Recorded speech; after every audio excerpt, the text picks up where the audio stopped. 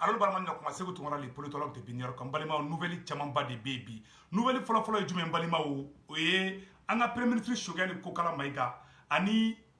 lajinekaw ka colonel Moussa Kamara no yu ka doyen chef bayi o re ngaleme Mali kono bi donc u ka sanction mun bineman kan Mali ni lajine ne be ka commencer ka baraw ke ɲɔgɔn fɛ sanno wala sa sanction be Mali contre la sanction be se ka tɛmɛ cogoya min na o yɔrɔ la an b'a fɔ ko bravo au premier ministre Choguel Maïga balima o yɔrɔ tɛmɛnen kɔfɛ ka bala tuguni nouvelle filanan fana jumɛn tuguni balimaw an bɛna bɔ k'o ɲɛfɔ aw bɛɛ lajɛlen ɲɛna la deuxième nouvelle filanan ye jumɛn ye o ye ka ɲɛfɔ aw bɛɛ lajɛlen ɲɛna k'a fɔ ko Mali bɛ yɔrɔ min na bi balimaw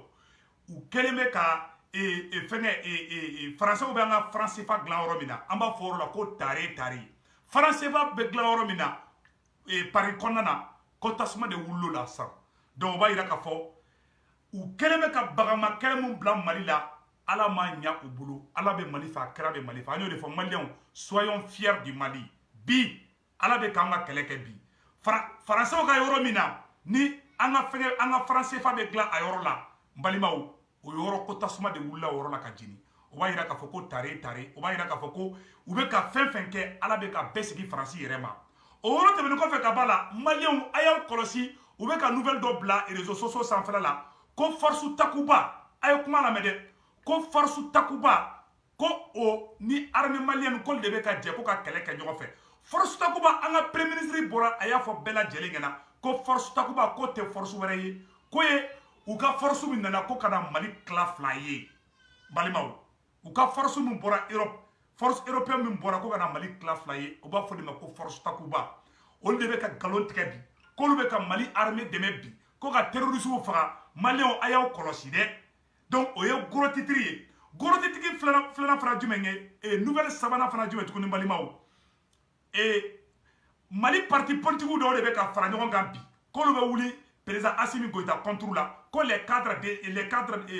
d'échange des partis politiques quelque chose comme ça là o mɔgɔw de wulilen bɛ bi k'u bila u kɛlɛkɛ fari la ko fo ka Assimi bɔ fanga la k'olu tɛ Assimi to ye ko Assimi ka to fanga la ko à partir du 25 mars k'olu tɛ Assimi reconnu k'olu tɛ Assimi jate i n'a fɔ Assimi ye Mali président ye bilen ko et puis k'olu tɛ transition jate bilen balimaw o ye kumaba de an kana sigi k'u lajɛ ten tɔ an bɛ mun ɲɛfɔ maliyɛnden bɛɛ lajɛlen ɲɛna Mali ka di an bɛɛ lajɛlen ye mais an b'a ɲini Mali politiciens fɛ u ka sabali bi armée malienne bɛ ka monter puissance la u k'o fɔ sa bi Farabugu libéré la Marebugu libéré la Mali centre bɛ libéré la u tɛ k'o si fɔ u wulilen bɛ de ko fo k'u kɛlɛkɛ fari de da sisan an bɛ mun ɲini Mali politiciens fɛ u ka kɛ Ala na kira kama u k'a ye jamana bɛ niveau min na bi jamana mago bɛ bɛrɛ na dɛ balimaw ko dɔ fana kɛra n bɛn'o ɲɛfɔ bɛɛ lajɛlen na u bɔra ko an balimacɛ dɔ bɛ yen nɔ Tamasɛki de don a bɛ sema la ko Mohamed Ag Atayer o bɔra ka premier ministre Choguel Sobekɔrɔ dɔgɔya an y'a ye an kamari dɔw ka page sanfɛla la a kɛra jigilatigɛ dan de ye maliyɛnw aw bɛ se k'a faamuya k'a fɔ ko ninnu de b'a fɔ k'olu bɛ Mali fɛ mais en même temps Mali nɛnibagaw Mali lagosibagaw u bɛ tila ka taga o video an ka premier ministre Choguel kana ko diya ye sa mais Choguel ye mun kɛ kunun o ye maliyɛnden bɛɛ lajɛlen ka kunnawolo de ye sisan u wulilen bɛ de ka Choguel lagosi k'o video de partager san fan bɛɛ o publication k'o de partager fan bɛɛ donc balimaw n bɛna yɔrɔ bɛɛ lajɛlen k'a la an bɛ don sujet yɛrɛ bref yɛrɛ kɔnɔna na voilà balimaw faransɛw ka fɛngɛ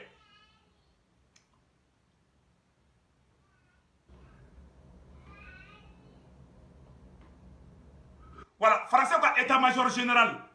balimaw ko Thierry Boubacar ko Thierry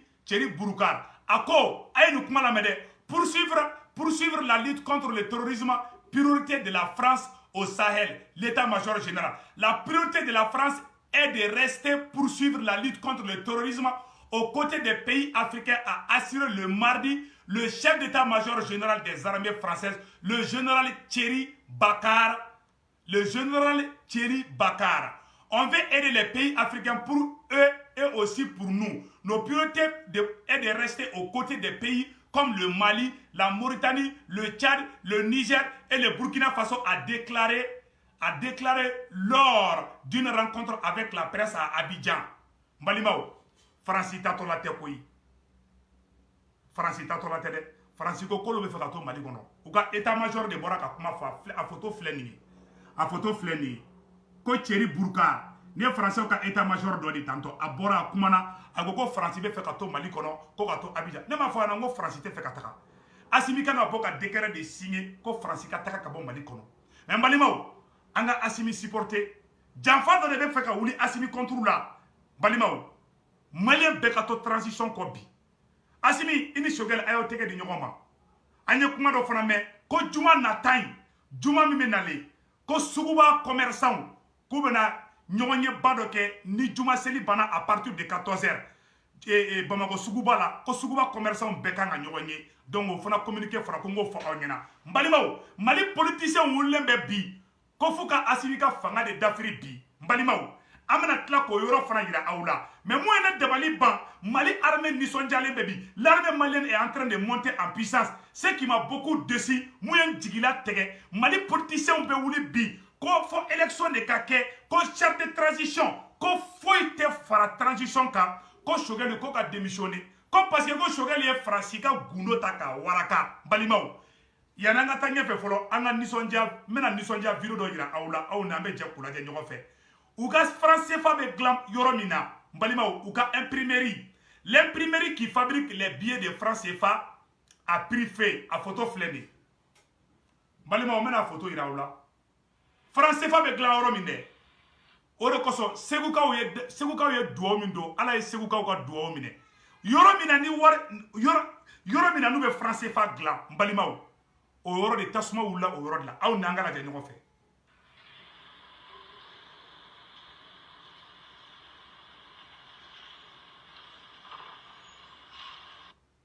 a yɛrɛ nin ye dɛ franc CFA bɛ dilan yɔrɔ min na dɛ n'u bɛ bin an kɔnɔ k'an ka wariw suɲɛ dɛ o wari dilan yɔrɔ de jeninen filɛ Faransi balimaw k'a yɔrɔ dɔw jenina u ye pompiers bila ka na donc segukaw n'i ko k'i bɛ Mali kɛlɛ n'i ko k'i bɛ gosi Assimi Goïta la n'i ko k'i bɛ gosi Choguel Maïga la ala bɛ nin de yira i la dɛ bonne sugu bɛɛ bɛ ka jigin Faransi kan bi mais Faransi ko k'a tatɔla tɛ dɛ Faransi ko k'a tatɔla tɛ dɛ n bɛ ka tiɲɛ de fɔ an na Français ka état major mun bɛ baraka ɲɛmɔgɔ la a kumana Abidjan bi a kumana Côte d'Ivoire bi a ko Faransi bɛ fɛ ka to Mali kɔnɔ bilahi a y'a fɔ a sɛbɛnnen bɛ yan nɔ donc balimaw n bɛna nin yɔrɔ kala an bɛ nin yɔrɔ lajɛ ɲɔgɔn fɛ voilà franc CFA bɛ dilan yɔrɔ min na o yɔrɔ de jenina o vidéo filɛ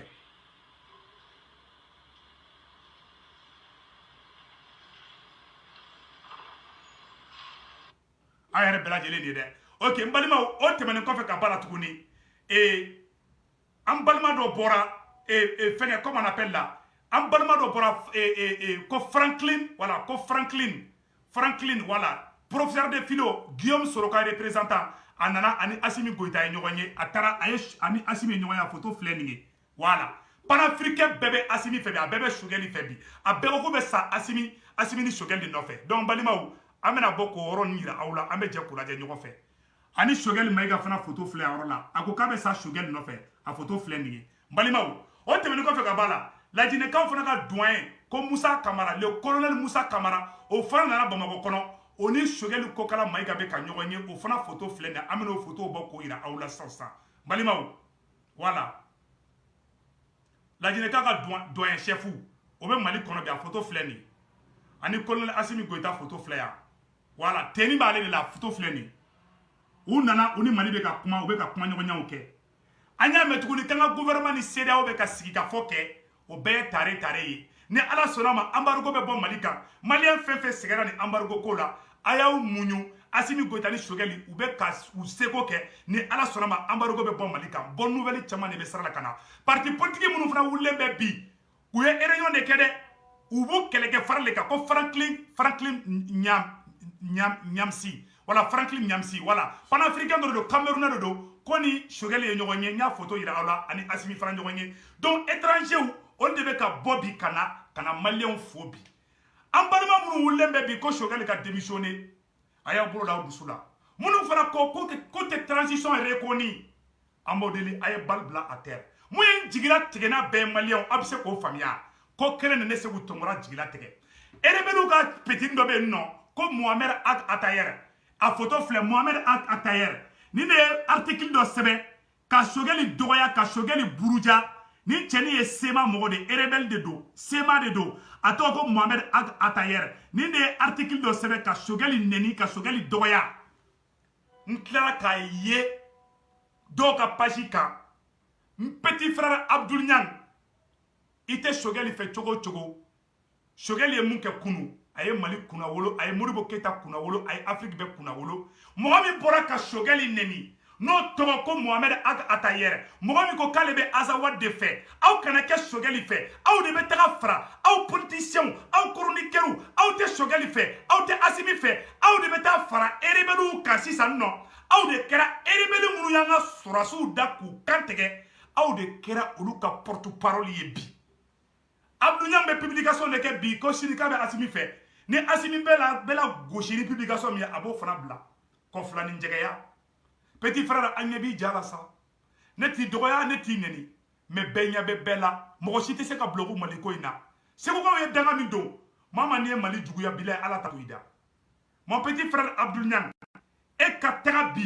rebelle minnu y'an ka sɔrɔsiw da k'u kan tigɛ olu ka bɔ bi ka Choguel dɔgɔya Abdou Niang k'o ta k'o bila ka page sanfɛ ne Segu Tunkara jigila tigɛra Abdou Niang t'i ma dessus bilahi i tɛ Mali fɛ bi de n y'a dɔn Abdou Niang ko jange tɛ Mali fɛ rebelle minnu ko k'olu tɛ maliyɛn ye k'olu ye Azawadiens de ye hali sini u ma nimisa ne Segu Tunkara video kɛ kunna sini n ko bɛɛ ka yafa ɲɔgɔn ma n ko mɔgɔ si kana se si ma n ka bɛɛ ka tɛgɛ di ɲɔgɔn ma an ka Assimi ni Choguel dɛmɛ ja aw ŋaniŋe b'aw kɔnɔ ja ko wɛrɛ b'aw kɔnɔ mun ni Maliko tɛ kelen ye ja aw bɛ ka mun bɔ aw da o tɛ aw kɔnɔ bɛɛ bɛ se ka na o la cogo jumɛn i kana kɛ Choguel fɛ sa Choguel kɛlen bɛ Mali fɛ ka tɛmɛ Azawadi mɔgɔw kan aw bɛ taga rebelles de ka publication minnu bɛ kɛ Mali contre la aw de bɛ t'o bila Kala Jata u ka page dɔ bɛ ko Kala Jata ko bɛ Umar Mariko soutenir n y'a y'o page de fana sanfɛ ne Segu sara de n t'a dɔn ni Umar Mariko b'a kalama ou n'a t'a kalama dɛ mais Mali politicien caman de bɛ ka rebelles tɔ sankɔrɔta k'u pousser k'u kin k'u fiyɛ k'u bila aw de bɔra kunu k'aw tɛ police territoriale fɛ mɔgɔ bɛ police territoriale nɔfɛ o ye rebelles de ye o rebelles kelenw olu bɛ ka gouvernement mɔgɔw nɛni aw bɛ tila k'olu ka fɛnw publier ka pages sanfɛ gouvernement bɛ se ka lili kari cogo o cogo Choguel ni Assimi bɛ se ka bin cogo o cogo aw bɛ k'o de ɲini aw bɛ n'an ye Choguel critiquer ka Assimi critiquer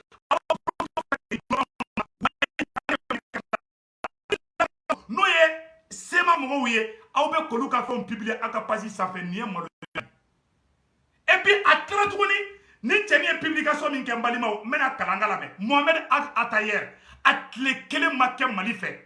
ne Segu Tunkara je suis très fier de Moussa Ag Atayer mais Mohamed Ag Atayer mun filɛ nin ye n balimaw a y'a lajɛ a ye mun fɔ Choguel ma n bɛna kalan sisan nɔ Mohamed Ag Atayer ye kuma mun fɔ a y'a lamɛn dɛ le premier ministre Choguel Maïga par ses propos convaincus de créer des conditions de son inconditionnel maintien au poste de chef du gouvernement quoi qu'il advienne de la prorogation du mandat de la transition. De ce fait, notre monsieur, à la table au premier ministre, avec Choguel la gauchie, que notre monsieur super QL national prépare les conditions d'une dénonciation de son probable changement à travers les discours qu'il pense être appréciés des rues de Bamako et des milices chargées de mépris pour certains composants nationaux du pays. Le but de cette diarrhée de procès d'affirmation souvent gratuite contre les autres consiste à essentiellement mettre en doute les militaires contre toute idée de renvoyer de son état précédent, donc politique délabré. Ambalima Ucheni Kumana Yande. Aya Choguel la gauchie. Quand Choguel est ka Mali politicien na gauchie. Choguel te ka Mali politicien na gauchie. Choguel be ka Francis de la gauchie. Ou tagara sisan ko ka fɛn ta k'o publier ou ka page sanfɛlaw la a bɛ Abdou Niang ka page sanfɛ Abdou Niang tu m'as dessus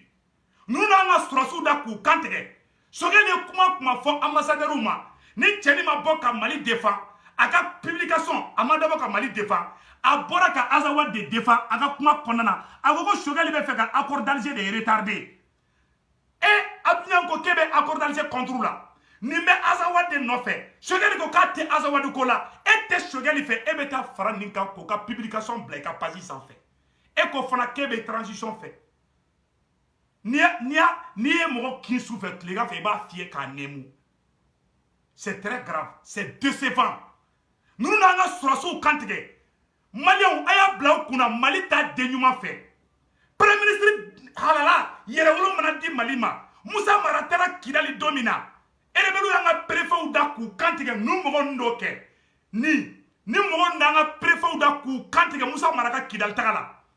A politicien sima songa Musa Mara deme. Ima nete Musa Mara korofa. Ima Musa Mara kera tuabu jonya. Ima Musa Mara boko vive la France. Parce que Musa Mara de wulila ka keleke far daka. Ni denyuma mu wulila ka be keleke far daka. Ou bo la décourager, ou bo buruja, ou bo la goshi, ou bo daben bala. Faut be sran la bayna. Ou be fait ko kele ne ke shogel la. Ou yo ne ke Cheikh Modibo Diarra la. Cheikh Modibo Diarra ko quand te fait ko Francis Sourassou ka intervention militaire ke Malika. Ou ya Cheikh Modibo Diarra ou yo ni sanogo bla nyona. Ni a be tangar dara Assimi mu kana shogel bla. No shogel bla dro ne be ta opposition la contrôle. Parce que Sourassi manque vous. Et le Sourassi n'engendre avec Binjan kon. Alors Sourassou surveille de près. En vous fait mais Sourassi que vous m'entendez. Nous ma ta révolution école là il n'a pas Thomas Sankara. Ni Sourassou ma ta révolution école là de.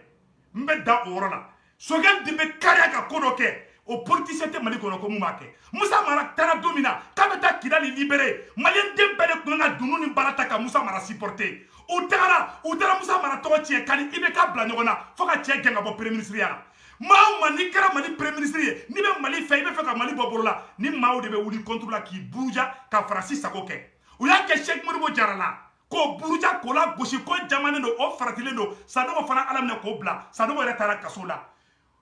Musa Mara fana wulila tuguni kabeta Kidali u yanga préfet da ku kantige ni erebeli kanu no ke uma erebelu jalakide u tara baga Musa Mara de ma ko tara baga erebelu ma aw be Mali fe c'est ça Choguel fana wulila sa kaw te Choguel fe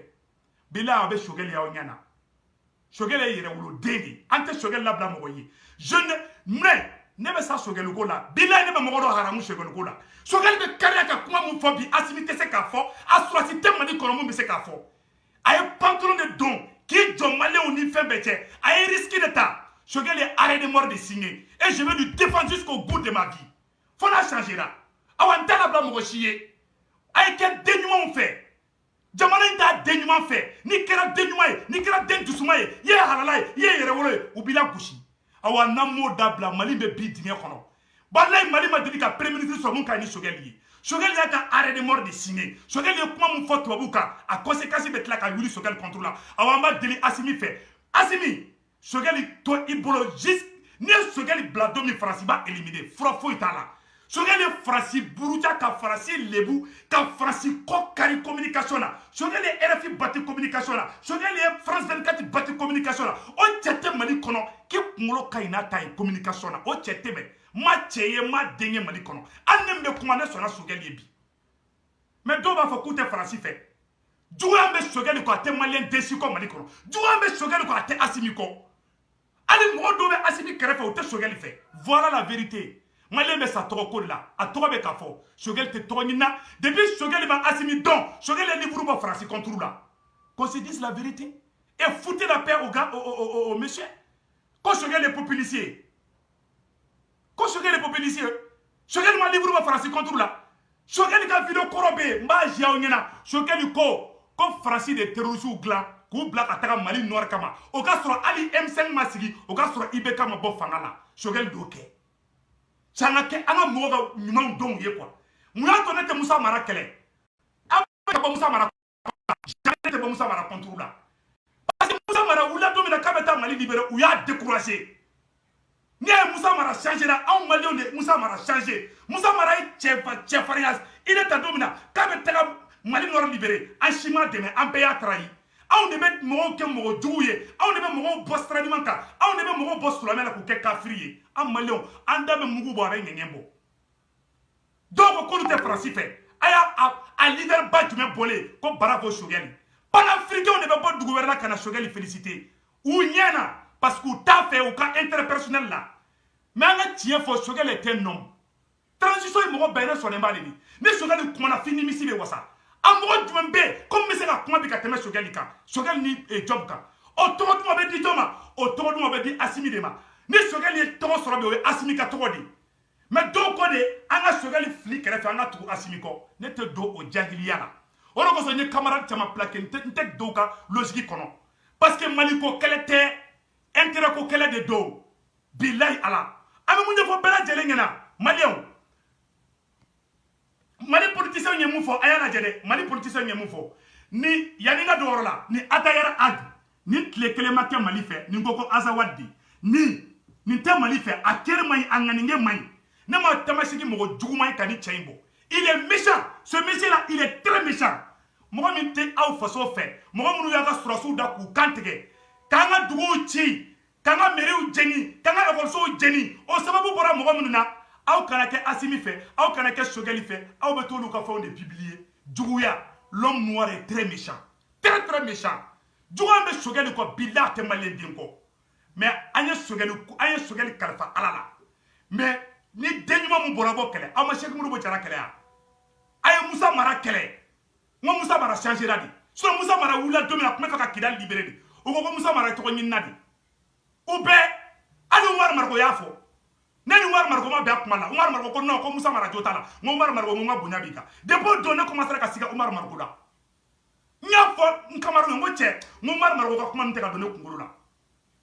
ne bɛ baara kɛ ne tɛ baara kɛ mɔgɔ tɛ ne manipulé dɛ ne tɛ Sogɛli mɔgɔ fana ye téléphone tɛ ne ni Sogɛli cɛ n tɛ Sogɛli ko kɛlɛ la n bɛ Mali ko kɛlɛ de la mɔgɔ o mɔgɔ n'i bɛ Faransi buruja bilahi i kan ka protéger i kan ka dɛmɛ de parce que ne ka kɛlɛ kelen Faransi hali gɔnjigiba mana bɔ kulu sanfɛ n'a ye Faransi kɛlɛ ne Segu Tunkara bɛ tugu a kɔ ne tɛ Sogɛli ko kɛlɛ la dɛ an kana kɛ Sogɛli mɔgɔ ni Asimi mɔgɔ ye awa Asimi i ni CEDEAO mɔgɔ bɛna ɲɔgɔn ye i jija i ka calendrier ɲɛnama dɔ bɔ i ni CEDEAO mɔgɔ ka bɛn Asimi rapidement awa Asimi Sogɛli mɔgɔ wo Asimi mɔgɔ wo surasiw a y'aw tilen fali kɔ la aw ka supporters partagés de don division bɛ aw ka cercle kɔnɔ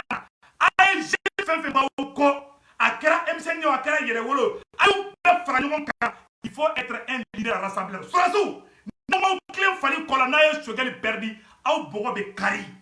Sogɛli n'a ye Sogɛli perdi n'aw ma lebu a ka daji tu n'a ye Tunkara de a ka daji tu a kun cɛmancɛ la n'a ye Sogɛli trahi n b'a fɔ n'a bɔra Sogɛli la dɛ mais n'aw ye Sogɛli trahi walahi ala t'a to aw da n b'o fɔ an ɲɛna bi bilahi ala ni Sogɛli fana ye trahi ala t'a to Sogɛli da dɛ n'a ye janfa don ko in na aw jugu kɛlɛ de bɛ aw ni Sogɛli bɛɛ la aw barajuru de bɛ ɲɔgɔn na n t'aw nɛgɛn dɛ ni mɔgɔw y'aw nɛgɛn aw ni Sogɛli tɔgɔ donna Mali histoire la o diyara mɔgɔ ye Sogɛli est rentré dans l'histoire o ma diya mɔgɔ ye Sogɛli est rentré dans l'histoire Mali libération na comme Mali noir libéré la Mali surasiw nana ka Mali noir libéré Asimi i kelen ma baara kɛ i ni Sogɛli d'a kɛ i ni anw d'a kɛ i ni maliyɛnw d'a kɛ awa i kelen tɛ donc o de an ka bɛɛ da bɔ a la an ka politiciens den kɛrɛfɛ politiciens ɲumanw bɛ yen politiciens kolonw bɛ yen politiciens ne yɛrɛ politicien de ne tun bɛ ADEMA la ne tun bɛ RFM na donc minnu bɛ politicien ko kuma la politicien Mali cibaga ye surasiw ni politiciens de an k'o tiɲɛ fɔ ɲɔgɔn ɲɛna Asimi n'o ye nɛgɛ k'i kɛ Bafaji kan parce que mangoya fɛn fɛn bɛ Sogɛli kan Asimi yɛrɛ ka cercle kɔnɔna mɔgɔw bɛ yen minnu tɛ Sogɛli fɛ tiɲɛ de fɔlen filɛ ɲɛna awa surasiw a y'aw tilen fali kɔ la a ka zigizagi dabila ni mɔgɔw ye n'aw tora zigizagi la aw kɔ bɛ pɛrɛn aw kɔ bɛ kari voilà la vérité ni mɔgɔ t'o fɔ a la ne b'o fɔ aw ɲɛna ne b'aw fɛ de o de to n bɛ ka tiɲɛ fɔ aw ɲɛna koyi mɔgɔ mɔgɔ n'i ye janfa kɛ Mali ko in na bilahi ala t'a to i da ni Sogɛli y'a kɛ ala t'a to a da a ye tɔgɔ ɲini ko in dabila a ka jalousie ninnu bɔ yen tɔgɔ min bɛ Sogɛli la ala d'a ma a y'a baara de kɛ a bɛ ka baara min kɛ Sogɛli bɛ ka baara fɛn fɛn ka tɔgɔ duman bɛ di Asimi de ma a bɛ fɔ ko Asimi de ka baara don a kana kow mélanger Asimi Sogɛli bɛ fɛn fɛn kɛ an b'a fɔ ko Asimi ka baara de don Asimi ka baarakɛden de ye Sogɛli ye an kan k'u kara de an man kan k'u fara ni politiciens y'i nɛgɛn k'i ka Sogɛli bila i kɛrɛfɛmɔgɔw k'i nɛgɛn u ka intérêt personnel la ko ka Sogɛli bila i tɛ cɛsi sɔrɔ Mali kɔnɔ n'i ye Sogɛli bila i bɛ taa Zomba kule nin de kɔrɔ parce que n'i ye Sogɛli bila ni Sogɛli ni Zomba kulew farala ɲɔgɔn kan Asimi u bɛ bɔgɔ kari seconde kelen dɔrɔn i b'a fɔ ko nin pɛrɛla nin na cogo jumɛn parce que ni fanga dira mɔgɔ ma i bɛ fili yɛrɛ ma kuma dɔw la o bɛ kɛ mɔgɔ la n m'a fɔ ko Asimi dɛ parce que farafin filɛ ni farafin ye pouvoir sɔrɔ dɔrɔn a bolo k'a ye ala de fo n'a tilara kuma min na a bɛ sigi kasi la o ka sɔrɔ c'est trop tard an tɛ fɛ o ka k'i la an tɛ fɛ k'i perdi an tɛ fɛ ko ka k'i la mais ni donna janfa la ko b'i sɔrɔ dɛ hali n'an ye duwawu dɔ ye hali ni maga alimami bɔra ka sujuru b'i ye n'i donna janfa la bilahi ala t'a to i da Asimi ani Sogɛlɛ tɛgɛ ɲɔgɔn ma Mali premier ministre fɛn fɛn mana na u b'a essayer k'u b'o dégager ka bɔ yen u ka laɲini tɛ dɔwɛrɛ ye dɛ ka Sogɛli gɛn u yɛrɛ kana don pouvoir la u ka tila k'aw tara i n'a fɔ Mukutari ye mun kɛ aw la Sogɛli ye arrêt de mort de signé ni Faransi ye Sogɛli t'aw tara Sogɛli b'aw janfa ka t'i kalifa jɔn na kalifa yɔrɔ bɛ Sogɛli la taayɔrɔ bɛ Sogɛli la Sogɛli y'a ɲi bɛɛ de di ni transition ma mais cɛ soyons reconnaissants a y'a lajɛ parti politique mɔgɔ bɛ ka plan kura mun kɛ dɛ parti politique mɔgɔw ko à partir du 25 mars a ye lajɛ dɛ u ye communiqué min kɛ c'est très dangereux a ye nin yɔrɔ lamɛn dɛ parti politique ye ɲɔgɔn ɲɛ bi u ye mun de fɔ balimaw a y'a lamɛn dɛ voici les grandes discussions lors de la conférence de presse des cadres des regroupements pour une transition réussite ce mercredi 9 janvier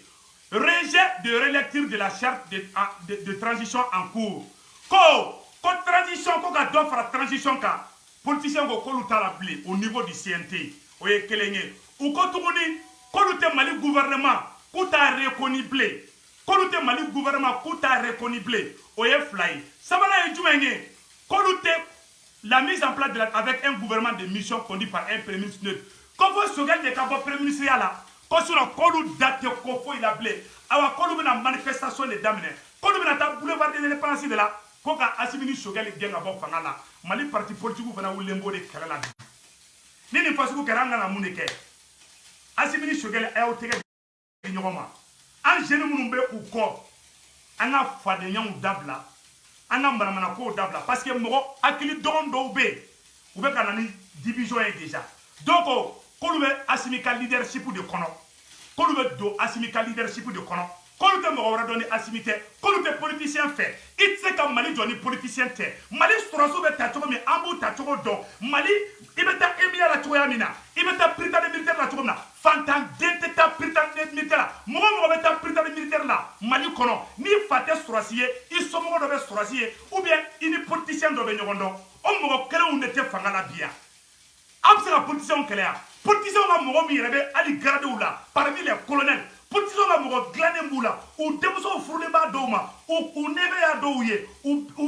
kɔrɔkɛ denw b'u la aw bɛ se ka politicien bɛɛ kɛlɛ yan aw tɛ se k'u bɛɛ kɛlɛ aw bɛ se ka mun kɛ sisan a ye dialogue ɲɛnama kɛ ni politicien dɔw ye ni minnu sɔnna aw n'olu ka jɛ ka Mali jɔ mais sɔrɔsiya in na Asimi an b'i kɔ Asimi ala kana foyi k'i la an b'a deli Mali silamɛ bɛɛ fɛ bɛɛ ka Asimi dɛmɛ an b'a ɲini segukaw fɛ a ka Asimi dɛmɛ mais Asimi tiɲɛ fana tɔgɔ ye mun ye n'u y'i nɛgɛ i ka Sogɛli bila o y'i ka ko bannen pewu awa Sogɛli ka gardi an ye Sogɛli kalifa ala la Asimi an y'a kalifa aw la Sogɛli y'a ni de di dɛ Sogɛli ye ambassadeur humilieli mun kɛ Sogɛli ye ambassadeur la maloyali mun kɛ wallahi u tɛ Sogɛli to yen Faransi tɛ Sogɛli to yen Allemagne tɛ Sogɛli to yen u tɛ yafa ma Sogɛli ka kegun ni Mali politicien bɛɛ ye a bɛ se kuma la a ka kegun a hakili sigilen ko ŋɔmirala mɔden awa cohérence dan de don bɛɛ ko k'u tɛ Musa Tarawele fɛ Sogɛli ko k'ale ye Musa mɔgɔ de a m'i cɛ ka ba la mɔgɔ min don il est cohérent awa Sogɛli ka Faransi kɛlɛ ma daminɛ bi la dɛ transition a ma daminɛ transition in na dɛ Sogɛli de la ka livre bɔ Faransi contre la n'a fɔra ko rebelle dɔ de bɛ bɔ ka Sogɛli la gosi aw bɛ bɔ k'o supporter Asimi an b'i kɔ bi an b'i kɔsiri malien an bɛ ka Asimi supporter mais Asimi an b'i supporter tiɲɛ de kan n'i ye janfa kɛ Asimi wallahi billahi ala t'a to aw da ni Sogɛli fana ye janfa kɛ ala t'a to Sogɛli la dɛ ni ne Seku Tunkara ye janfa kɛ ala kana to ne fana da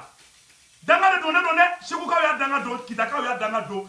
diɲɛ bɛɛ danga in de don mɔgɔ mɔgɔ n'i ye janfa kɛ ka zigizagi kɛ dɔrɔn i bɛ taa jiwu fɛ siga foyi t'o la n tɛ fɛ ka mɛn ko ko dɔ ye Sogɛli sɔrɔ ou bien ko dɔ Asimi sɔrɔ n'o kɛra malo bɛ ne yɛrɛ faga n b'aw fɛ de je vous aime je vous love je suis fou de vous je suis amoureux de vous koyi e ma furakisɛ fila de bɛ n bolo furakisɛ kelen tɔgɔ ko Asimilin furakisɛ filanan tɔgɔ ko Sogɛlin o furakisɛ fila n'i y'o ta i hakili bɛ sigi ko ŋɔmirala mɔden i bɛ kɛnɛya ko faliku tigɛlen donc a ye to transition kɔ politiciens kɔni wulilen bɛ dɛ u wulilen bɛ mangangolo ci la an bɛ mun ɲɛfɔ Asimi ɲɛna aw ni CEDEAO mɔgɔ bɛ ka ɲɔgɔn ye mun kɛ Asimi Goyita i jija i kɛrɛfɛmɔgɔw fara ɲɔgɔn kan bɛnbaliya bɛ yen dɛ fadenyaw bɛ yen a dɔw b'a fɔ an tɛ Sogɛli fɛ Sogɛli ye nin kan na kuma i jɔyɔrɔ la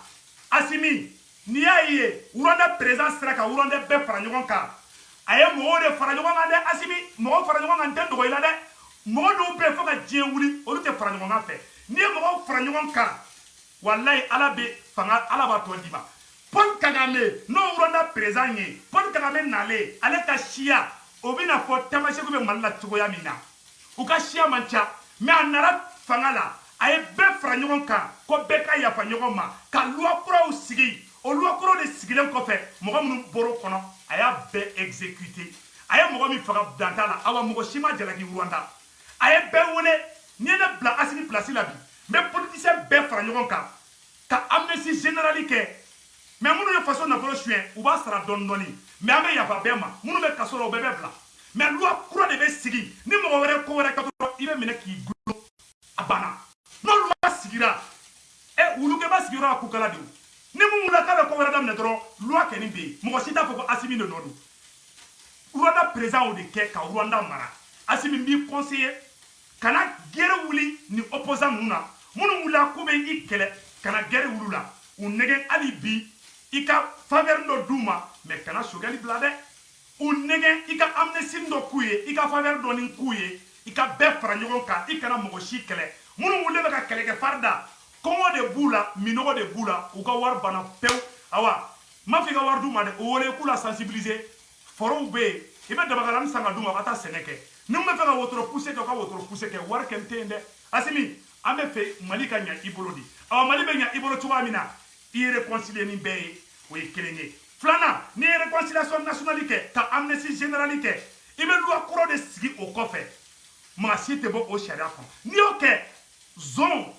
zon ni minnu degelen bɛ suɲɛni na n'u sigira suɲɛni kan u bɛ minɛ dɔrɔn k'u bila ka taa kaso la c'est tout o la hali ni ye mɔgɔ min minɛ ka o gulon hali ni ye mɔgɔ min exécuté mɔgɔ b'a fɔ ko loi de don dɛ ko Assimi yafara o bɛɛ ma o la mɔgɔ tɛ jigin sɔrɔ i la o la Assimi e b'i si kɛ fanga la mɔgɔ si tɛ e gɛn ka bɔ yen Rwanda président filɛ san 25 ni kɔ a bɛ fanga la bi a bɛɛ ni Ala cɛ parce que a ye bɛɛ de fara ɲɔgɔn kan mais mɔgɔ minnu bɛ Assimi ni Choguel nɔfɛ bilahi u tɛ ɲɔgɔn fɛ n bɛ k'a fɔ Facebook in sanfɛ sɔrɔdasiw aw de ka faute don premier ministre Choguel a y'aw tɛgɛ di ɲɔgɔn ma aw ni Assimi e de ye président ye ni mɔgɔ dɔw bɔra an bɛ Assimi de fɛ an tɛ Choguel fɛ an tɛ politicien ko la Mali bɛɛ politicien ne yɛrɛ ye politicien de awa sɔrɔdasi minnu sigilen filɛ a caman ye politicien ka mɔgɔ sigilenw de ye EMIA comment on appelle la école sous-officier fɛn fɛn bɛ yen nɔ i tɛ se ka passer la ni politiciens b'i la tɛmɛ politiciens ye jamana mara pendant plus de 40 ans olu de ka mɔgɔ dilannen ye ni armée ye nin ye politiciens ka armée de dilannen ye donc an tɛ se k'u kɛlɛ directement an bɛ na ni prévu de ye ka ko nɔgɔya u bolo cogo dɔ la n'u mɔgɔ min bɔra o kɔnɔ o la mɔgɔ tɛ jigin Assimi la o la mais an tɛ se ka kɛlɛkɛ fari da an tɛ se ka fɔ fana k'an tɛ politicien fɛ n'i ko k'i tɛ politicien fɛ Mali kɔnɔ fo n'i taara gɔnjigi i b'a ta kulu sanfɛ o kana voter i ye voilà la vérité koyi awa ni mɔgɔ min bɛ k'i nɛgɛ n'o ye o b'i kɛ bafaji kan Choguel ye politicien de mais Choguel ti e janfa bilahi ala wallahi Choguel t'i janfa n b'o f'i ɲɛna bi dɛ Choguel wulilen bɛ ni dusu min ye Choguel tɛ se ka segin a kɔ Choguel bɛ janfa ka taga min ani politiciens t'a la ani Faransi t'a la a bɛ taa yɔrɔ jumɛn ni e fana ye Choguel janfa o hakɛ t'a to i la dɛ Choguel ni politicien t'a da ɲɔgɔn tigɛ bilen Choguel ni Faransi t'a da ɲɔgɔn tigɛ bilen Choguel jigi ye aw sɔrɔsiw de ye awa n'a ye Choguel janfa ni ye mɔgɔ ni mɔgɔ jigila tigɛ Ala b'i fana jigila tigɛ ça a toujours été comme ça Blaise Compaoré a ye Thomas Sankara janfa a filɛ yɔrɔ na bi a kunkolo bɛɛ de wulilen bɛ fa donna la n'i ye mun kɛ cɛw tatɔ la cɛw sigintɔ b'o k'i la siga foyi t'o la an bɔra k'o de fɔ ka nɔgɔ b'o la pewu an b'aw kɔ bi an b'aw kɔ sini a y'aw tɛgɛ di ɲɔgɔn ma a y'aw ka jeunes fara ɲɔgɔn kan élection bɛ ka surunya n'an tagara a rang dispersé Assimi walayi i ni kɔlɔsi kan na mɛn na o tɛ passé dɛ Faransi bɛ tila ka don jeu la tuguni parce que déchirure bɛ yen awa aw yɛrɛ k'aw jɔ ka responsabilité la aw ni Choguel ka sigi awa Choguel an bɛ fɛ karisa de ka kɛ candidat ye an k'an bolo di ɲɔgɔn ma mais n'a y'aw kɛ de ah non Choguel bɛ yan fɛ Choguel bɛ IRD la an fana bɛ na yan fɛ an b'an débarrasser la n'a y'o kɛ wallahi billahi a tɛ ɲɛ aw bolo n'a y'o kɛ ne yɛrɛ bɛ siran aw ɲɛ ne tɛ tugu aw kɔ dɛ n bɛ tiɲɛ de fɔ aw ɲɛna koyi ne ye n ka position bɛɛ fɔ déjà n tɛ Choguel mɔgɔ ye dɛ mais n tɛ janfanci de fɛ awa n tɛ don janfa fana n y'o kelen de fɔ IBK mɔgɔw ɲɛna u ye mɔgɔw IBK mɔgɔw ye dagagane mɔgɔw janfa don min na o don ne commencera ka ban IBK dagagane mɔgɔw u ye arasa kɛlɛ IBK nɔfɛ u tila ka taa dagagane mɔgɔ ninnu dɔw bugɔ fo ka dɔw fɛngɛ ka dɔw don kaso la depuis o don ne commencera ka siga u la mɔgɔ mɔgɔ ni janfa b'i ka côté la ne tɛ taga yen ne bɛ mun fɛ o ye bɛn de a y'o tɛgɛ di ɲɔgɔn ma minnu fana murutilen bɛ an b'aw deli a ye sigi aw kɔ an ka Mali kura jɔ opposant minnu wulilen bɛ aw delila a ye sigi aw kɔ ani CEDEAO ka ɲɔgɔn ye ala ka barika don o la maliyɛnw n bɛ video bila yɔrɔ la ala ka hɛrɛ kɛ Mali ye